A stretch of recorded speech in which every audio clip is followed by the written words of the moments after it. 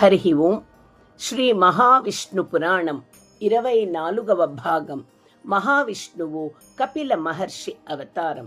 దేవహూతికి 9 మాసాలు నిండాయి. నారాయణుడు కపిలుడిగా దేవహూతి గర్భము నుంచి ప్రపంచములోకి రావలసిన శుభ గడియలు వచ్చేశాయి. ఇందుకోసమే వేచి ఉన్న దేవ దుందుభులు మ్రోగాయి. మంగళనాదాలు, శంఖారావాలు, ఘంటానాదాలు ముల్లోకాలలో మధురంగా ప్రతిధ్వనిస్తుండగా శ్రీహరి దివ్య తేజస్సులు విరజిమ్ముతూ కపిల వర్ణ ఛాయలో దేవహూతి గర్భము నుండి శిశువుగా జన్మించాడు. ఆకాశము నుండి దేవతలు, మహర్షులు మరియు ఇతర ఆకాశగణాలు పుష్పవర్షం కురిపించారు. గంధర్వులు శిశువు గుణగణాలు గానము చేశారు. బ్రహ్మదేవుడు ఆనందముతో నారాయణుడు నరుడిగా తొలిసారి భూమి మీద జగత్ కళ్యాణానికి స్త్రీ మాతృగర్భాన 9 మాసాలుండి జన్మించాడు అని ఆనందపడి కపిల దర్శనము కోసము బయలుదేరి వెళ్ళాడు. నారాయణుడి కపిల అవతారం భూమిపై మొదటి మానవ జన్మ కావడముతో దేవతలందరూ సంతోషముతో దర్శనానికి బయలుదేరారు. లోక సంచారములో ఉన్న నారదుడు విషయం తెలుసుకుని, మా తండ్రికి తండ్రి, నాకు ఆరాధ్య దైవం నారాయణుడు ధరించిన మొదటి మానవ అవతారాన్ని దర్శించి ధన్యుడినవ్వాలి అని ప్రకటించి కర్దముని ఆశ్రమానికి బయలుదేరాడు. నవ ప్రజాపతులు సనక సనందాదులు నారాయణ అవతార దర్శనం చేసుకోవాలి అని నారదుని వెంట బయలుదేరారు. స్వయంభువ మనువు కూడా దౌహిత్రుని జనన వార్త విని భార్యాపుత్రులతో కర్దముని ఆశ్రమానికి బయలుదేరాడు. కర్దముడు పుత్రుని చూడటానికి బ్రహ్మాది దేవతలు, మహర్షులు, మామగారు, అత్తగారు, బంధువులతో రావడము చూసి సంతోషముతో పొంగిపోయాడు.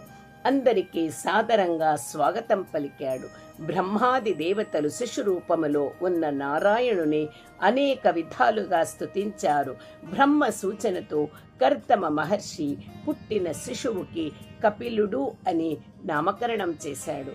బ్రహ్మ కర్దమ మహర్షిని చూసి, మునీంద్ర, నారాయణుడు కర్మబద్ధులైన జీవులను ఉద్ధరించడానికి మాతృగర్భము నుండి తొలిసారిగా కపిల అవతారములో మానవునిగా జన్మించారు. ఇతడు సాంఖ్య యోగ ప్రవర్తుటకై ప్రసిద్ధి చెందుతాడు. ఈ కపిలావతారము ముల్లోకాలకు పూజనీయమై బ్రహ్మ కల్పాంత వరకు ఉంటుంది అని పలికాడు. సకల విద్యా దేవత సరస్వతీదేవి కపిలిని చూసిన ఆనందముతో తన్మయారులై, సర్వ విద్యా శాస్త్రాది దేవతైన నేను, నాకు గల వాక్కు, శబ్దం, అక్షరం, ఛందస్సు, శృతి, స్మృతి, యోగ, కరణాది సకల విద్యలను ఈ క్షణం కపిలునికి అనుగ్రహిస్తున్నాను. ఇతడు సాంఖ్య యోగ తత్వోపదేశాలతో ముల్లోకాలను ఉద్ధరిస్తాడు అని ఆశీర్వదించింది. శిశు రూపములో కపిలుడు ధన్యుణ్ణి మాత అని నోరు తెరచి పలకడముతో బ్రహ్మాదులందరూ ఆశ్చర్యం చెందారు. అందరూ చూస్తుండగానే కపిలుడు 5 సంవత్సరాల బాలునిగా మారి ఉయ్యాల దిగి తల్లిదండ్రులైన కర్దమ దేవహుతులకు నమస్కరించి, తల్లిదండ్రులారా, దేహము ధరించినప్పుడు దేహ ధర్మము పాటించాలి. సరస్వతీదేవి అనుగ్రహముతో సకల శాస్త్ర వేద విద్యలు లభించాయి. కానీ జన్మించిన దేహికి ధర్మానుసారం 5వ ఏట విధి విధాన పూర్వకంగా ఉపనయనం, బ్రహ్మోపదేశం జరిగిన తరువాత మాత్రమే వేద విద్యార్హత లభిస్తుంది. అందుకే 5 సంవత్సరాల బాలకుడనయ్యాను. నాకు ఉపనయనం జరిపించండి. పిదప ఈ దేహమునకు బంధువులైన నా సోదరీమణులు, మీ కుమార్తెలు 9 మందికి వివాహము జరిపించి మీ బాధ్యతలు పూర్తి చేయండి అని ఉపదేశించాడు. బ్రహ్మదేవుడు కపిలుని మాటలు విన్న తరువాత కర్దమునితో, కర్దమ మునీంద్ర, కపిలుడు చెప్పినది నిజం.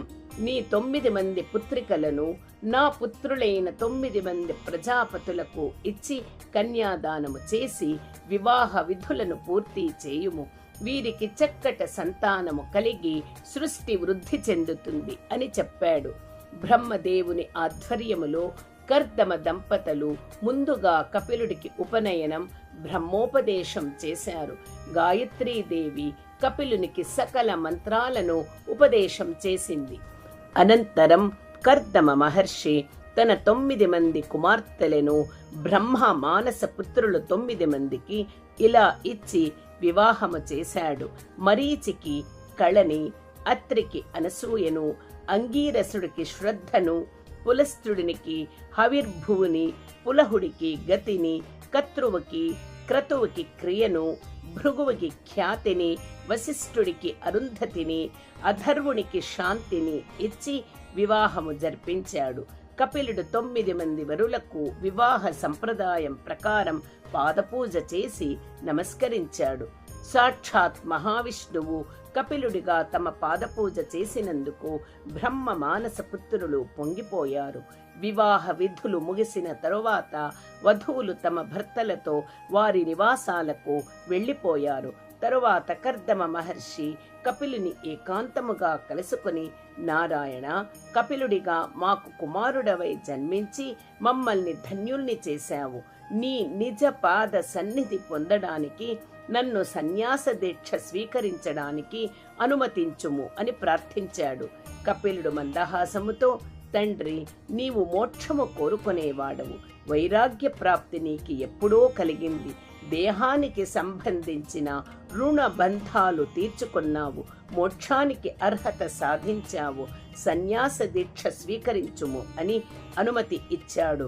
కర్దమ మహర్షి భార్య దేవహూతి అనుమతి తీసుకుని సన్యాసాశ్రమం స్వీకరించి తపస్సుకు వెళ్ళిపోయాడు. హరి ఓం తత్సత్. శ్రీకృష్ణార్పణమస్తు.